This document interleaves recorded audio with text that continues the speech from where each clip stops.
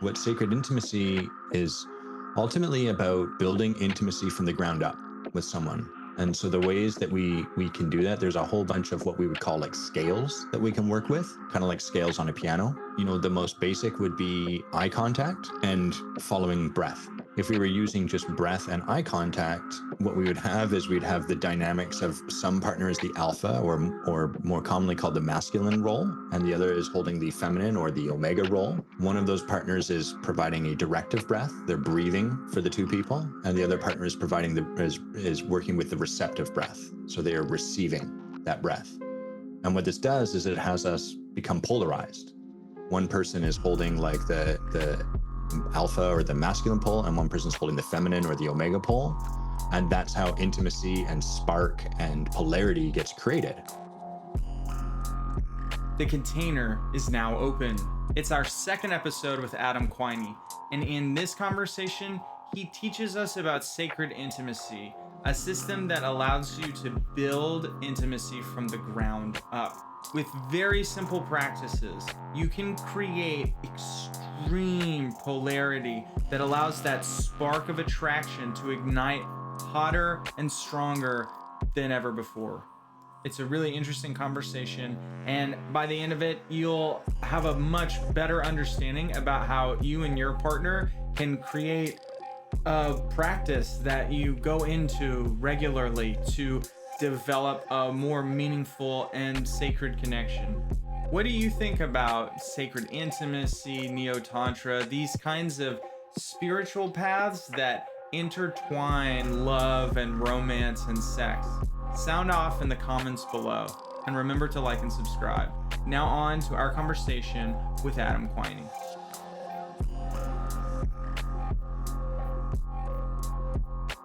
Adam Quiney, welcome back to the container. Man, it's so good to be back. We're excited because we're continuing our conversation with you, but now we are focused on something near and dear to our hearts and to your heart and to many, I'm sure, of the hearts of the people listening, which is sacred intimacy.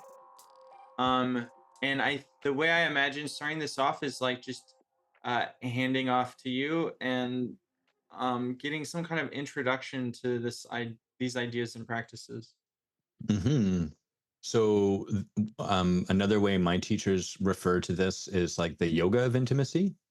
And so when I think about my relationship to intimacy, like through most of my life, it's been like very confused and contorted, and like, oh my God, there's just like a million different books. Like you can go and read The Joy of Sex or all of this stuff, and it's so hard to sift through it.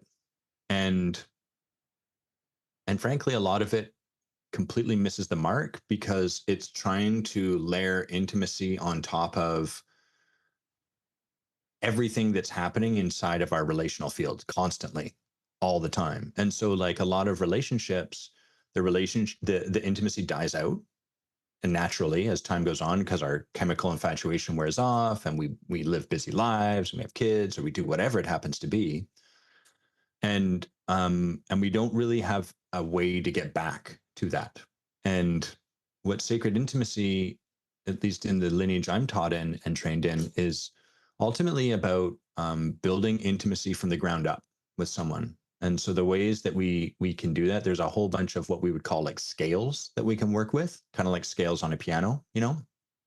And those scales would, you know, the most basic would be eye contact and following breath.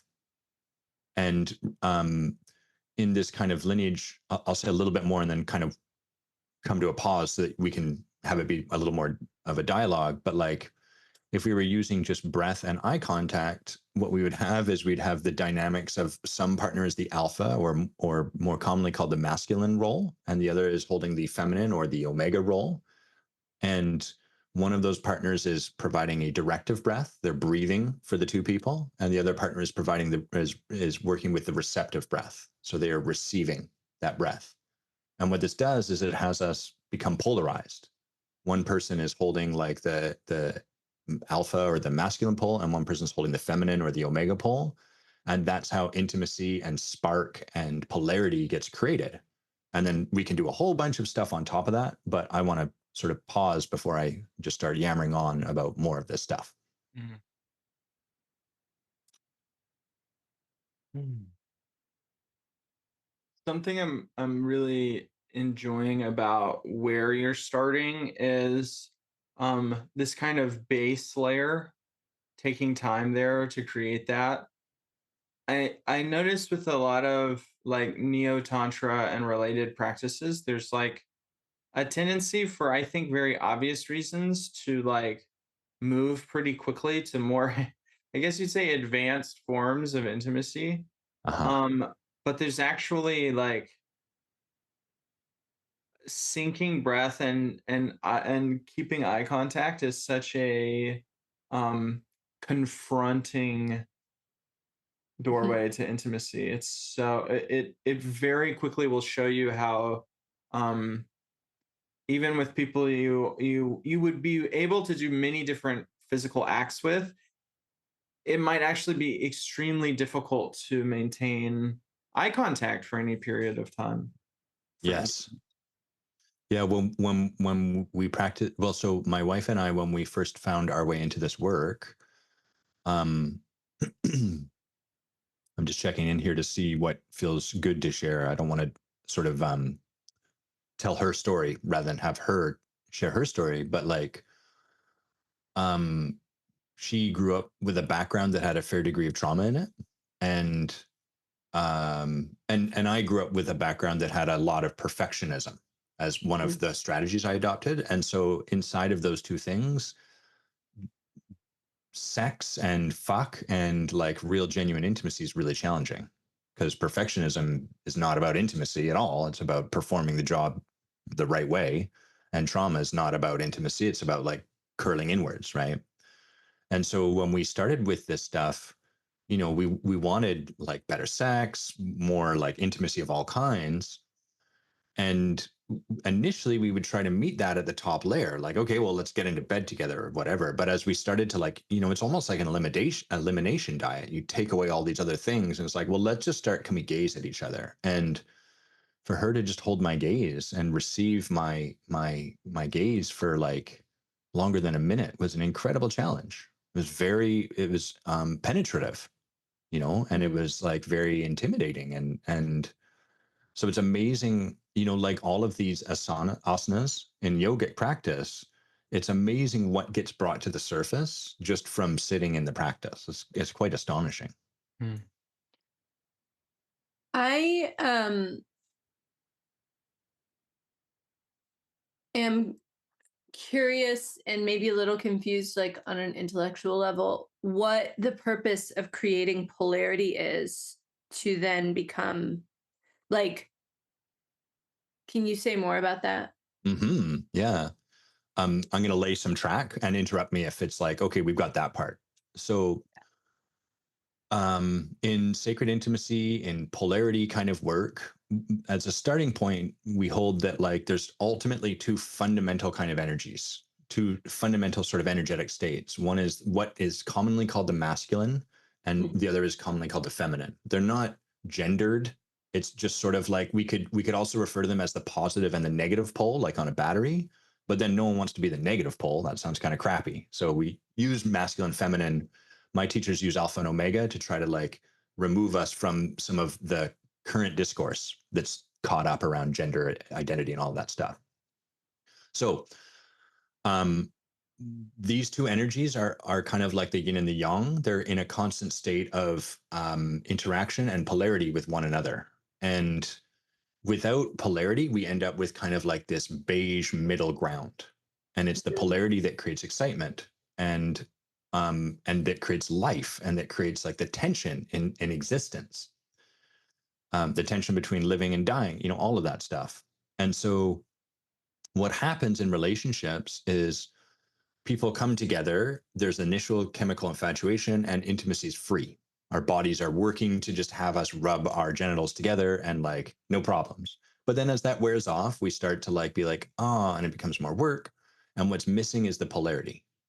So Mm.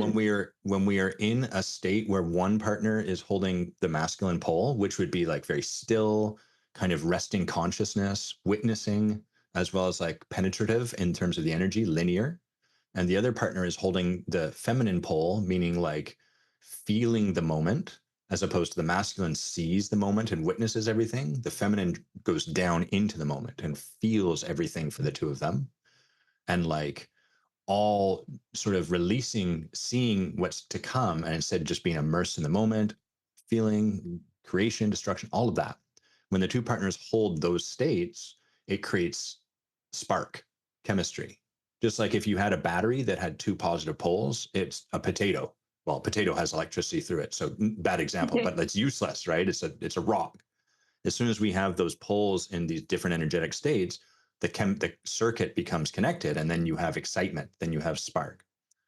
So that's why we would create polarity. And I'll just provide a counterpoint, which is what most of us get to in our relationships is resonance, which is where we're both, like my wife and I both are in business together and do some stuff together. And when we're both working on our businesses, we're both in an alpha state. And so there's not a lot of friction during that time. There's not a lot of like conflict, but there's also not a lot of excitement or charge. We're not going to be working on our business and be like, you know what, let's just fuck on this table right now. That's not going to Right. happen because Yeah. we're resonant rather than in polarity with one another. Right. Yes. Yeah. Does Yeah. that answer the question? Very well. Yeah. Thank you Cool. so much. I would say that last point about resonance versus polarity is like probably the core of like 98% of sexual issues in couples. Yes.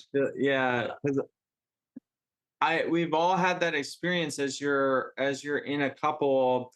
It's a wonderful thing where you get so in sync, and it's like um it's very cozy. There'll be things like, like rituals that you do every night and every morning, and things you like to do together, and it's all like, yeah, being resonant.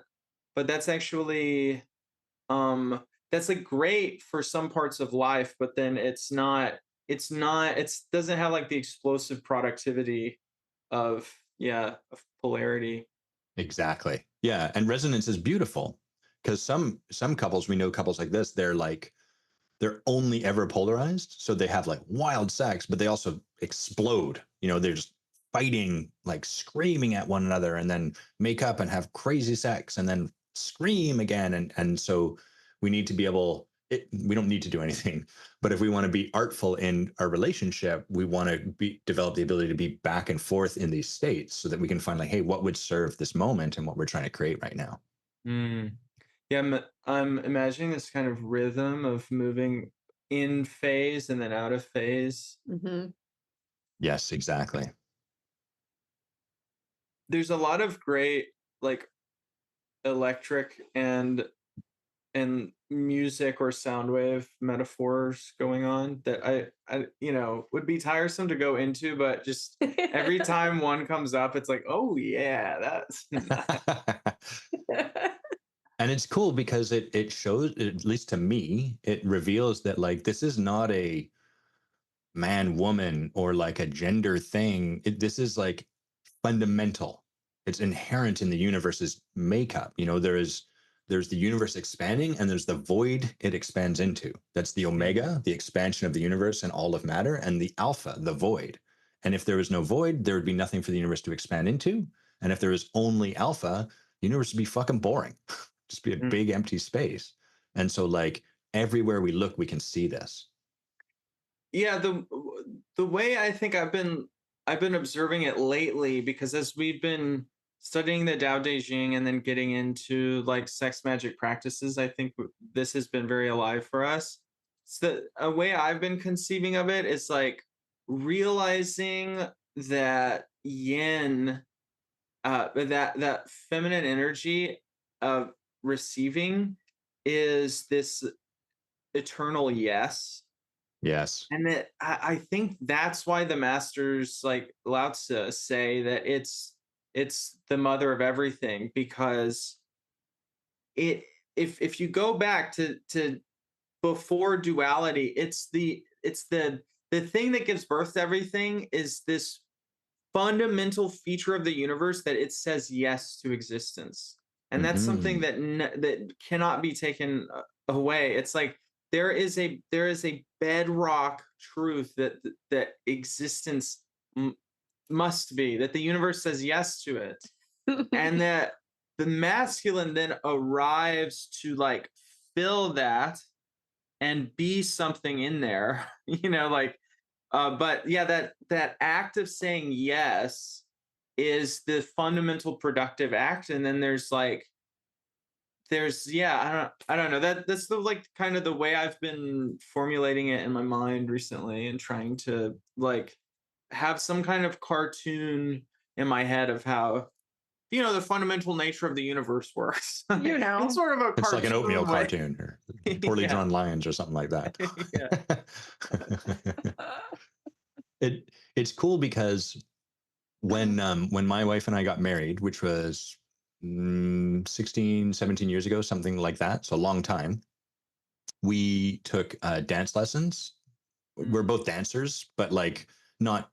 I'm a break dancer, hip hop dancer, and she's a ballet dancer, Irish dancer. So like nothing that you do really in partnership. Maybe ballet a little bit, but so we took dance lessons, and we're like, oh, this is gonna be cool. Dance lessons, great. It sucked, and it sucked because she wouldn't let me lead her at all. So she would like fight me and all this stuff, and it that same thing came up as we started into this practice. Like she would not receive my breath. And so just to take this a little further, the way that the Omega practitioner would receive breath is she or he, but we'll say she for the sake of making it easy, she breathes in when the Alpha practitioner breathes in, and then she waits until he breathes out and then breathes out. So really surrendering her breath over to the man. And Bay, my wife, was not interested in doing that. And and so it's like, oh man, look at that. Like if we can't start here, what's happening is there's a level of like inability to trust me. So there's something about how I'm showing up that's untrustable on some level. And probably something about like her unwillingness to feel something on some level. Cause as we breathe, we feel more. And like yeah, Mhm. we could bump uglies on top of all of that, but it's never going to be great cosmic fuck. It's going to be kind of masturbating into each other as opposed to like what we crave, what we want, which is like amazing sex and all of that stuff. Mm. I feel I have questions for Bay now. Um about the yeah, like the you said not interested. Like was that on a cognitive level, or was it like when you went into the practice it was like very quickly became obvious that that was a challenge for her? Do you Yeah, know what I mean? I mean, you guys should talk to her for sure. It'd be Yeah, interesting to hear her side, but like I yeah. would say it was not entirely like conscious. Right. Yeah. Yeah, I'm imagining it as like this discovery of like, oh, this is challenging, and then like you kind of backtrack and realize that there is this like unconscious cognitive sort of thing going on where it's like, no, I don't want to do that. Yeah. But that's not the forward, like that's not like going into it like, well, I'm not going to take your breath, like um, Yes. it's just like in the act of the practice is like that's revealed over time, like holy crap, this is really like, what is this? That's so Yes. interesting. That's what's so powerful about these asanas is like, Yeah. they bring this stuff to the forefront so we can start to see it through such Yes. simple practice. And then we're like, oh, wow, no wonder. No wonder. Holy cow. Something that's like interesting to me hearing this is like and I know this from my own personal experiences, maybe like over different topics, but how before we start interrogating our relationship to masculine or feminine, we might think like, for a long time I thought like, yeah, I'm a guy. Well, I think that's even telling. I probably would have said I'm a guy. I wouldn't have said I'm a man. I would have been like, yeah, I'm a guy, whatever. And it's but I had so many inner difficulties with my own masculinity. Continue. I mean, Hmm. many of these continue today and are not. The cake is not fully baked yet. Um, but yeah, there's this way that before you start questioning that, it's very easy to think you're comfortable with your gender, or because like I think especially cis people feel this way, that they feel like it's not very complicated or something, but actually it's very complicated Yes. in the best of circumstances. It is a lifelong practice and negotiation, and it's like that is a gift. It's not actually a bug. It's like a feature. But yeah, Yeah. that starting with such simple tools is almost the way to wake you up to this more fundamental relationship. Like I have to establish before Sai and I can create the cosmic orgasm. I have to have a relationship with masculinity. Yeah. My own being has to figure that out. Yeah, that's what's coming up for me. Yeah. It for Bay growing up, her father was not in the picture, and her mom was unwell. And a lot of that healed, and they radically healed their relationship. And in her mom passing, the last 6 months of her life, all of that stuff miraculously healed, as death often does.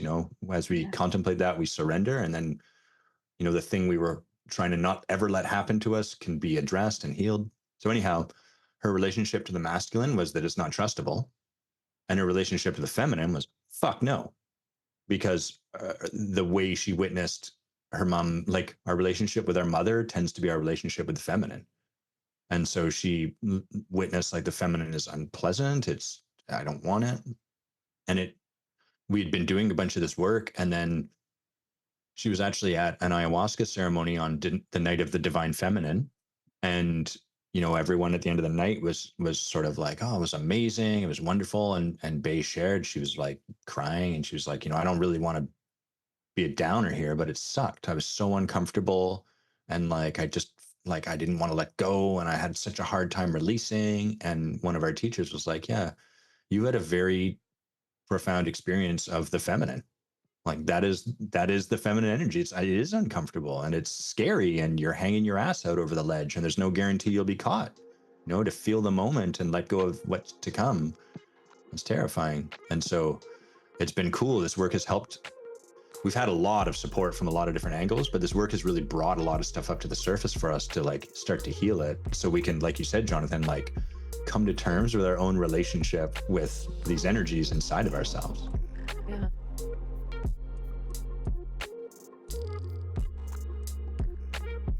Are you enjoying this conversation? Would you like to support the container so we can bring you conversations like these week in, week out? Well, there are a few ways you can do that.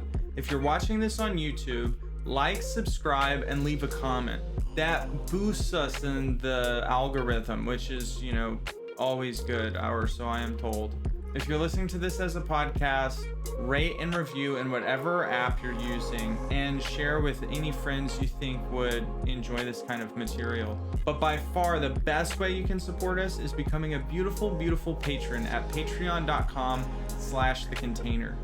Patrons get access to all of our The Way That Can Be Told episodes, where Sai and myself walk through the Tao Te Ching, using our circling lens to learn more about our practice and the universe as a whole. It's so exciting, and you can only hear all of those episodes if you become a patron. It's our way of giving a lot of gratitude and thanks to the people that help support what we do. And now back to the interview.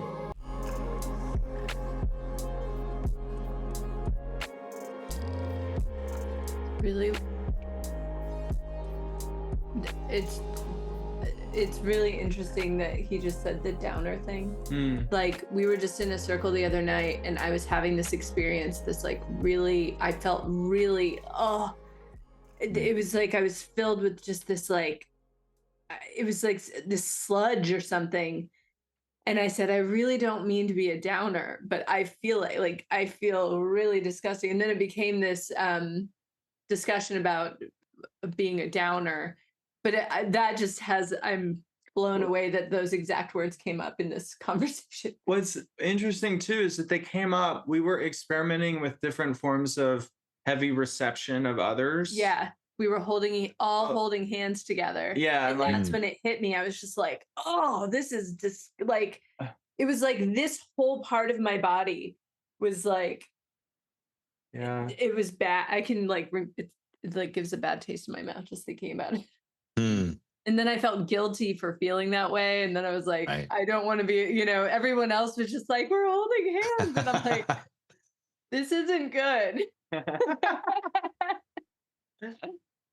And it's so Ah, beautiful that when that gets shared. I don't know about you guys, but when one of the other practices Bay and I work with in our sacred intimacy practices, we take turns holding different poles. So I'll be the alpha and she'll be the omega, and then we'll switch. And if I'm the alpha, if she's the omega, she's sharing I feel, and then I'm sharing what I see.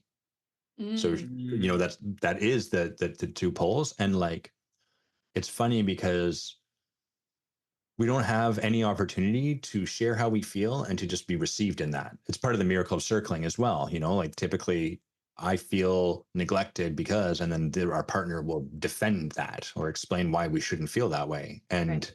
it's always such a gift to me when she shows me her heart, no matter what's on it. And so, I bet like in that moment, you sharing that was just such a gift, probably opened the room up to some extent. Mm-hmm. Yeah. So I'm feeling called to push us up the scale. You're talking about the scales, and we have like this foundation layer, and I kind of want to see in your practice and from your perspective of sacred intimacy how you would move up this. Hmm. So we're there, we start with like eye contact and breath. Breath is usually the deepest scale, and then eye contact, and then we might move into voice.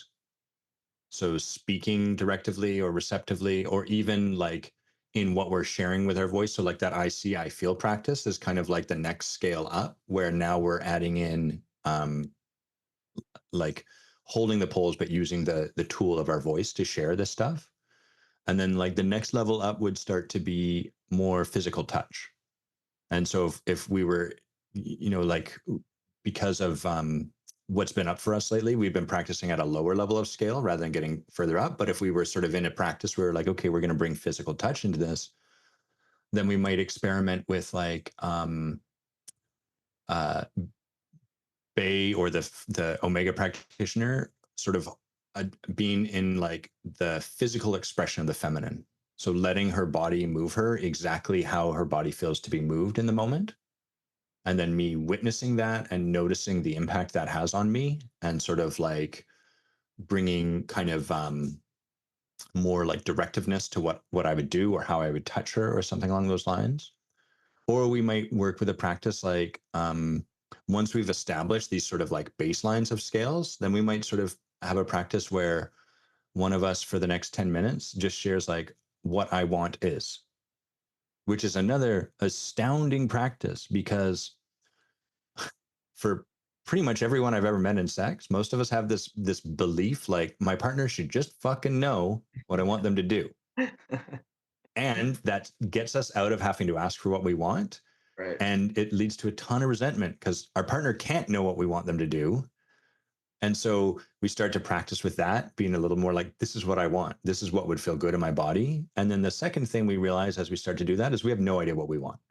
We think we know, but we Yeah. don't really know. And we start to learn how to like, through this level of practice and scale, we learn how to ask for what we want and to provide feedback to our partner and to not take it to meet each other in equanimity. So if I get feedback, it doesn't mean I'm bad or doing something wrong or anything. I just learn how to receive it. Like, oh, beautiful. My partner's helping me meet them and their needs and their desires. So those would be some examples of like higher levels of practice. And then I'd love to share more. I know that there's more like spiritual and stuff, but I'm just not that. We've been doing this for 4 years, and that's where we're at in terms of our practice. And to be fair, we've had a lot to move through. Someone Yeah. with maybe less background, baggage, whatever, would maybe be like further along, but that's where we are. I have a tremendous amount of respect for um, the the long-term commitment to those sort of fundamentals of intimacy, Yeah. Mm, because it's so like kind of like we were talking about earlier, it's like so easy to get quickly sucked up into the more there are some really interesting things that happen with human intimacy later on. Yes. Yeah. um yeah, and so it's like before you get all those different, holes and hands and stuff involved, it's good to, I don't know, there's these like fundamentals that are so yeah, like lost almost. It's easy to like Yeah. lose them. Even, one of the practices in this art is affirmation. And I don't mean affirmation like words of affirmation or, any of that stuff. I mean like the simple use of the word yes. Mm. When like if I feel Bay drop into her breath with me, then I give her a yes. And that's so simple that all of us or many of us would just be like, fuck it. Yeah, I do that. That's fine. We step over these things because they're so simple, but we don't realize how little feedback we provide in this manner. And so Whoa. it's Yeah. it sounds a little silly. I'm almost a little embarrassed to share it, but like that's one of the places I'm practicing this art right now is just like if we're doing something in the kitchen and Bay like smiles at me or something, just giving her like a yes from my heart is like, man, there's so much value in that. And of course we step over it because it's so obvious and simple. And that's not an exciting meme to post on LinkedIn or whatever. Yeah. Wow. Mm. Yeah. I love that you shared that. That was. Mm.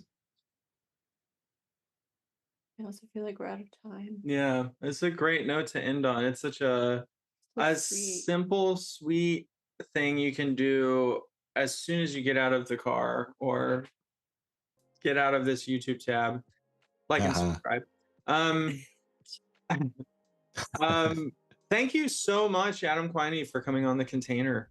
Yeah, this has been awesome. I really appreciate like I honor both the alpha and the omega that you both have been like holding in this space. Like you've been really receptive and like a beautiful place for the conversation to land in, but also like driving it forward as well. And so it's been an absolute treat to spend this time with you guys.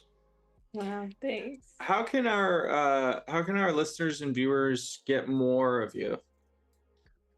The best place is, so one, I have a podcast called The Transformational Leader, where I talk about like a lot of what we've talked about, all sides of it, including sacred intimacy as it pertains to like leadership of the self. So that's one thing they can do. The other is they can follow me on Facebook or LinkedIn, and they can go to my website, adamquiney.com, and I post like all my insights and videos and all sorts of stuff there. So those are 3 good places.